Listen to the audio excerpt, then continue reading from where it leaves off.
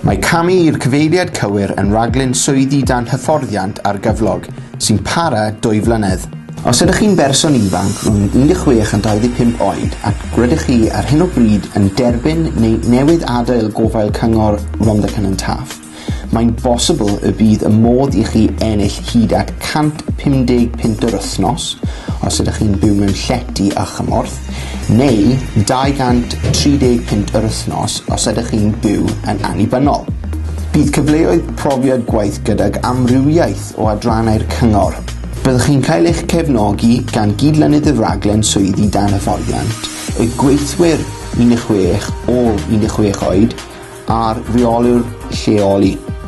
Bydd y profiad gwaith a'r hyfforddiant a gewch chi yn eich helpu chi gamu'r i'r cyfeiriad cywir a chael swyddi eraill.